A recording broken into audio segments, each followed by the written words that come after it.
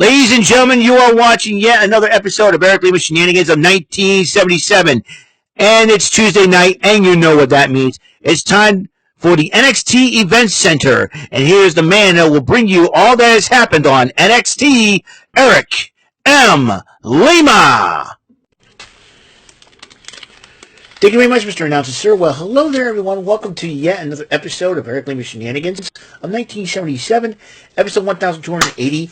It is March 19, 2024, 10:15 p.m. Final video for today. As you know, we are about, 18 days away, 2 weeks from this Saturday, to be precise, is NXT Stand and Deliver. And so we're going to talk about NXT was over 15 minutes ago. And,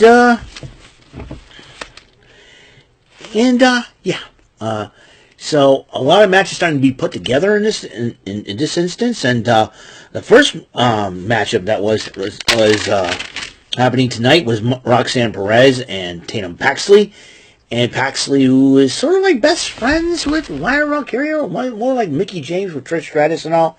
Tatum Paxley and Roxanne Perez brawl before the matchup.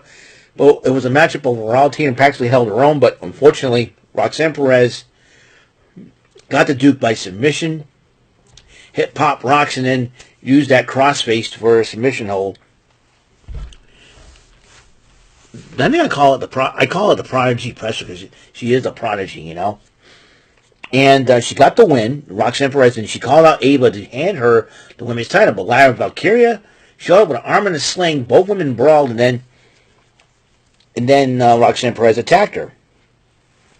Metaphor was addressing Trick Williams, which Lash Legend was trying to keep it together after she got kissed by Trick Williams. She said, "I can't," you know. She's trying to say, "Oh, I'm gonna slap him. I'm gonna hurt him," right? So, I think she said she can't wait to get her hands on him. And they, "Oh, what do you mean by that?" "Oh no, I'm ready to hurt him," or something like that. So, Alpha Academy interrupts Metaphor, and Otis says, "I'm a little bit jelly at Trick Williams at the moment." I was like, Otis still got that thing against Lash Legend. I still got that thing for Lash Legend. Sorry, Otis, she's taken, my man. But and you got to live. Lash Legend did slam Otis. That was a huge deal. So and then in the training room, Lyra Valkyria says, "I'm fine," and tells Ava, Ava, because I want Roxanne Perez in a one-on-one matchup, and it'll be for the women's title. What do you say? Ava goes, "Well, guess what? I'll make that match." So let's Stand and Deliver. There are 3 title matches on the line. The NXT title, as you know, is on the line. Ilya Dragunov defends it against Tony D'Angelo. Also, the tag team titles, Braun Breaker and Baron Corbin will defend those titles against the winning team of the Triple Threat match. So, of the Triple Threat match, number 1 contenders matchup. And so you got that deal. So now the women's title will also be on the line. Lyra Valkyria defends it against Roxanne Perez. So Josh Briggs interrupts Vic Jokes and Booker T as they were talking about Stand and Deliver, because Obafemi was supposed to come out and address the North American title situation. And then Josh Briggs calls out Obafemi. Obafemi comes up, and they started trash talking. Obafemi goes, challenged Obafemi for the title. He says, "Be careful what you sort of like be careful what you wish for" type of deal. But Dijak comes out and says, "Hey, when you stop playing, you said when you stop playing around, I want a shot at the title." And then Obafemi says, "Oh yeah," and then all 3 men start brawling, and then referees got to separate these 3 men. So. And then Sean Spears kind of addresses the situation with how Joe Gacy was looking on. I tell you, the way Sean Spears has been talking as of late, and then you got Joe Gacy stalking him in the background in the locker room. This is going to be an interesting situation. Then you have the first tag team qualifying matchup. Axiom and Nathan Frazier went up against No Quarter Catch Crew. They used their little stipulation, the catch stipulation, and it was against the team of Charlie Dempsey and the young rookie Miles Bourne. But Axiom Frazier's experience did end up winning the matchup in basically speed kills. NXT Anonymous is at it again as whoever this person is was spying on Von Wagner and Mr. Stone arguing about last week. And he said, I was supposed to be a man and walk out on my own, and you're carrying me like a baby, a little child? He said, that's what I meant about that. He goes, you do whatever the heck you want. And Mr. Stone kind of walked away from the whole thing, the whole situation. So hopefully Mr. Stone can get it together. Kelly Kincaid interviewed the Wolf Dogs, but then Alpha Academy does interrupt him. And then Maxine Dupree came up with an idea. Otis and Akira Tozawa, if they can beat the Wolf Dogs, they can get added to the tag team title match, the triple threat. And then Braun Breaker and Baron Corbin says, okay, that's fine. We'll accept it. We'll accept your match. So that match is happening. And then Sol Ruker in her first match back against Brynlee Reese, who had Malik Blade and Idris Enofe accompanying her to the ring. And Ruka did pick up the victory with the Soul Snatcher maneuver. And then Blair Davenport attacked Ruka after the matchup. Gigi Dolan, a little upset about what happened last week, was talking to Ren Sinclair, but then Ariana Grace interrupts them, puts this sash of Miss NXT in training on Gigi Dolan. You know, in my personal opinion, though, Gigi Dolan should be the true Miss NXT, not Ariana Grace. Ariana Grace, she is so clueless. Why? You know, she's a former beauty queen. Why did she sign up with the WWE? You know, her dad's a former Intercontinental and Tag Team Champion, mind you. So Ariana Grace need to get her priorities straight. This is not the beauty contest, not Miss America.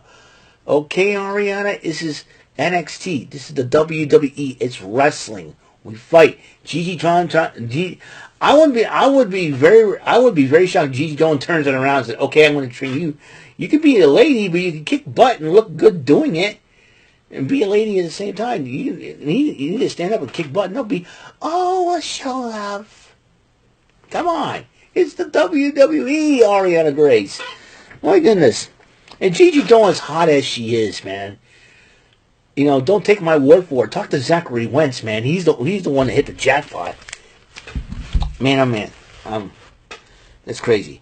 Anyways, Rich Holland kind of lost his thoughts. I think after losing the matchup to Shawn Spears, he's trying to reflect. A lot of people have been questioning themselves as of late. The D'Angelo family comes out and addresses Dragunov and stand. Ilya Dragunov and stand deliver. Dragunov does interrupts them and tells them how it's going to go. And he says, you got a one-on-one match with Stax next week. And so Dragunov's got a chance to really show D'Angelo that he's not playing around. He is the NXT champion. Thea Hale was talking to Riley Osborne, and he says, I'm sorry about all this. Can we still be friends? Yeah, and Riley Osborne had no problem with that. And then Andre Chase and Duke Hudson were like, yeah, that's good. And then they had the Heritage Cup Championship matchup. I remember No Quarter Catch Drew defends it against Riley Osborne, and it was Drew Gulak that defended it. In the first round, Riley Osborne did win. The second round, Gulak tied it up. Third round, nobody won. But in the fourth round, Gulak won thanks to J.C. Jane and Jasmine Nixon kind of screwing Osborne out of the matchup, and Thea Hale was mad. So, Thea Hale was mad. But then Brooks Jensen was in the parking lot, running away to walk away. He goes, I got to get out of here. I need to reflect. And then Fallon Henley goes, you don't need to do that. Listen. And it seems like you and Josh Briggs got together. Me, I don't know where to fit in. If I were Brooks Jensen, I would look to his father for advice. Maybe, a new look. And, realize, Brooks Jensen, got to realize, hey, I'm a second-generation wrestler. I need to, sometimes, so far, a lot of second and third-generation superstars exceeded the expectations of their fathers before them. Look at The Rock. Look at Randy Orton. Brooks Jensen is a second-generation wrestler. He's in the, his father is a former tag team champion when he was part of Right to Censor. Brooks Jensen, I know you can do it. And, get your head cleared up and everything else, but you gotta remember who you are and, start manning up. So hopefully we'll see Brooks back in NXT again. And then Kaylani joined and goes, where are they? Where's Kiana James? Is he Dane? And then Fallon Henley says, well, I want to get my hands on them. I know how you feel, but there's two of them and one of you. And, he says, I want to get my hands on him. He says, how can I help? And so then Ada talks to Thea Hale and Duke Hudson. And Duke Hudson goes, and then Thea Hale was so mad. And he goes, I'm not in the mood. I can't talk. And, I don't want to disrespect her. And he goes, you know what, Thea, I will make a match. Jasmine Nix will be making her debut against you, Thea Hale. And Thea Hale got so excited. And he goes, Duke, can I talk to you for a minute? I'm keeping my eye on you. I've been watching you, and you seem to be very impressive. I'm going to give you an opportunity for a matchup. If you win the matchup, you're probably thinking about staying delivered. What do you say? And then he goes, the MVP as SND. Let's make it happen. So, and that result is there's two separate matches. Sean Spears goes one-on-one with Dijak, while Josh Briggs goes one-on-one with Duke Hudson, with possibly North American title implications and situations. Then a tag team qualifier, Hank Walker and Tank Ledger, a.k.a. Hank and Tank, went up against the Good Brothers, Will Gallows and Carl Anderson of the OC. And the OC, with the Magic Killer, picked it up.